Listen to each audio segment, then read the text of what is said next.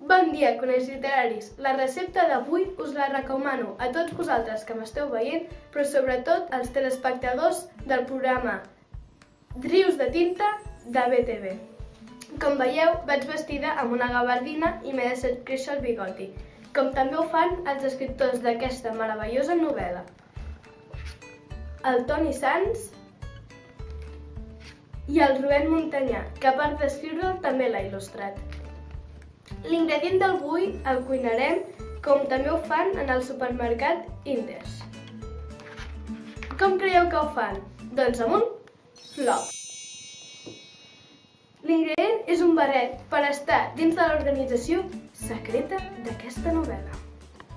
Si voleu saber quina és, llegiu-vos el llibre. Aquesta història va sobre el Benjamí, el protagonista, que li encanta una sèrie de televisió. És la seva preferida. Viuria només per poder-la veure. I clar, comença quan ell acaba l'escola. Per tant, va el més ràpid possible per arribar a casa. Però té un problema. Hi ha dos camins, el camí curt i el camí llarg. I normalment quan ens agrada una cosa anem el més ràpid possible per poder veure la cosa que ens agrada. Doncs va decidir anar pel camí curt. Però un moment donat arriba en un semàfor que es posa vermell i mai es posa verd. I clar, va fer una promesa al seu pare que mai passaria en vermell. I per molt que el seu pare no estigui perquè va desaparèixer, ell continua fent aquella promesa, mai la trencarà. I l'única opció que té és poder anar pel camí llarg. Però dins del camí llarg passen moltes aventures que sempre ha de passar perquè sempre passa per allà. I ja, li cansa, però ell ho fa sigui com sigui per anar més ràpid a casa seva. I un cop arribat a casa, puja les escales perquè, clar, aquell edifici és antic i no té ascensor. Puja les escales i es troba amb una nota que diu...